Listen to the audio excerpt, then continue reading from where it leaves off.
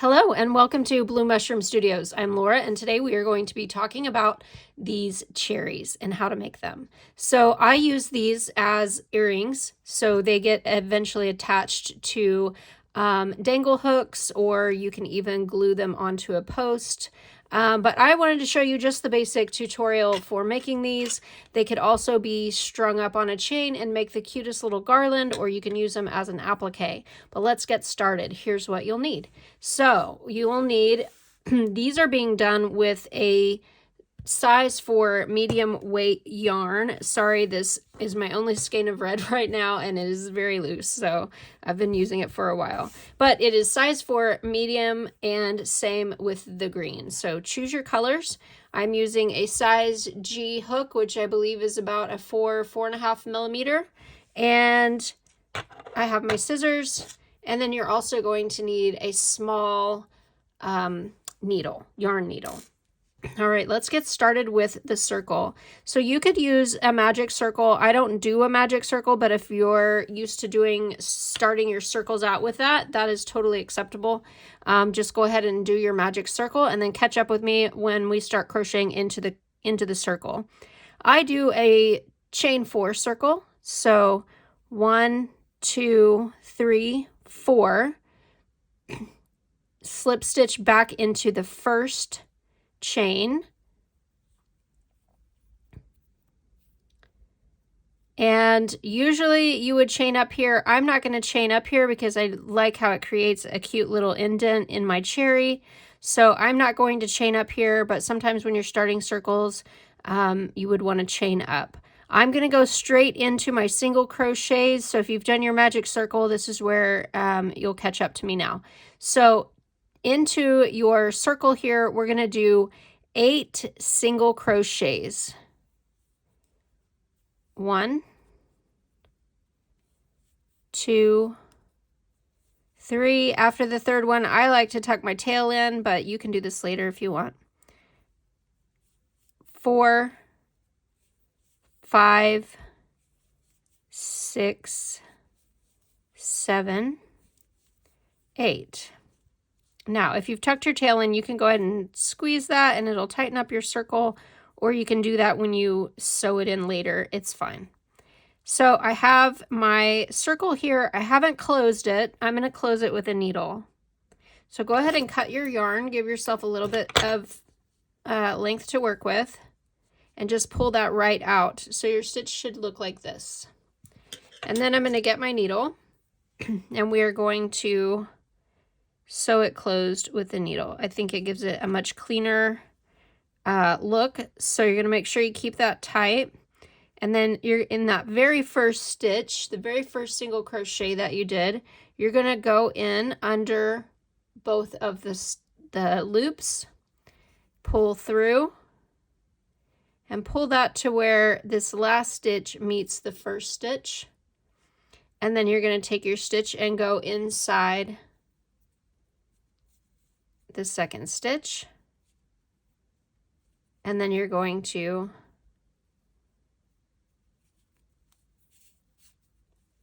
tuck it in. I just go around what I like to call the spine of the circle. Just tuck it in there. I use a smaller yarn needle because I like that if I were to use a bigger eye or a larger needle, it might separate the tightness that I have in my circle, and I like to keep my circles pretty tight, especially these are going to be, you know, for earrings, so I like them to be a little bit weighted so they don't kind of curl up.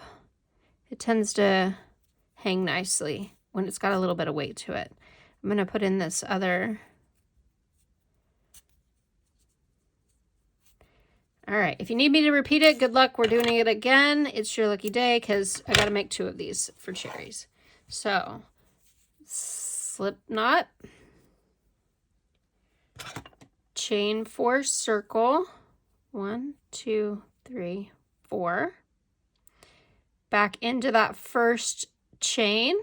I like to pull this down with my fingers just to really define the circle, slip stitch through, and then go in and start doing 8 single crochets After the third, you can wrap your tail around. You could probably do it sooner. I just feel like it's easier to do after you've done a couple of stitches.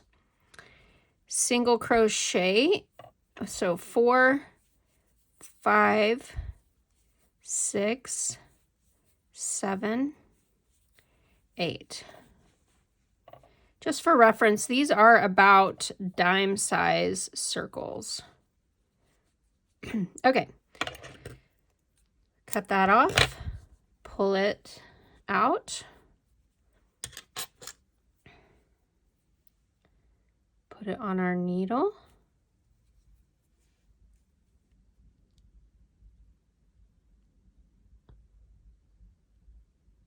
go under this first stitch, pull through, go through that last stitch right through the center to go under the back loop.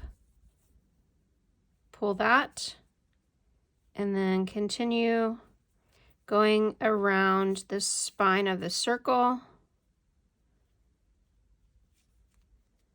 just to get it a good tuck in. And then we're going to snip it and then tuck in the last one, and then we will be ready to do our stem. The stem is super easy. This is one of the easiest, cutest little patterns you can do. They come out so quick, and like I said, they would be very fun. If I were doing massive amounts of these, which I will be, but if I'm not doing, I would do all my circles first and then go through and do all my stems. All right, stem. If you're seeing this after the TikTok live we did, you'll know that I now switched to just using a G. I was using a larger, and you can kind of see how these are just a little bit larger. These are the ones I did with a larger hook, and they are just a smidge larger than these ones, but I've gone back down. I think the G works the best. Okay, slip knot, and then when you're going to go into, you can pick any chain edge to go in. You're going to go in both of the loops, and you're going to slip stitch into this cherry. All right, and then pull that tail tight because you don't want it to be super bulky down here. You just want it to be just simply attached. Okay, 7 chains. 1, 2, 3, 4, 5, 6, 7. And then we're going to go back 3 with a single crochet. So 1, 2, 3, and then 4 chains. 1, 2, 3, 4. And then you're going to take your other circle, you're going to go in, slip stitch out,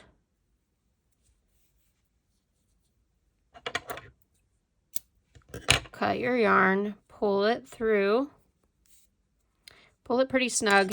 You want this to be as clean of a connection, not super bulky. Whoop, split my yarn, I hate it. That's one of the things about using these smaller needles. I know they're kind of a pain to thread, but they definitely do make sure that if you're using a really tight thread, then they get in there. So you're going to go back in, since this is really very pointy needle-like, you're going to go back in kind of just straight back into the top of that cherry. You don't want to go in behind it. It's going to, I like just a very simple, less visual as possible connection to the cherry from the stem. But do it however you like. You just got to go back in, and then we're going to tuck this tail into the spine as well, and just try to make sure you're getting good coverage on it so that you don't see the green. All right, we're going to take our scissors. I like to use these really tiny scissors because they just give a really nice, sharp, close. Be very careful with it because you're going to scoot that around. You may use your needle, but tuck it in there so you can't see it anymore. Same with the other side. You're going to go straight back into the stem, down the side, and tuck it around the spine of the circle.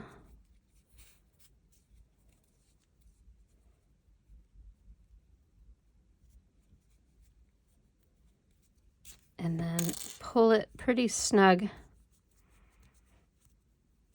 All right, and then snip it off as close as you can get it. I like to pull it pretty tightly, and then, but just make sure you don't cut any of your red, and then just kind of work that back in so you can't see the tail sticking out of there.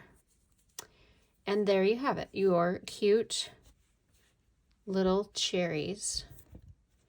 I would show you how to make them into earrings, but I'm waiting on an order of my jump rings. But essentially, they're just going to be put on with a cute little earring dangle, or you could glue it to a post if you had earring posts. Or I know some that are going to do garlands for these. You can just chain them along and connect them. Say you do like 10 chains, and then you connect it, do 10 more chains, connect another, 10 more chains, and connect another. Anyway, I hope that helps. You guys have a great day. Don't forget to like and subscribe, and also let me know what other tutorials you'd like to see. Have a great day.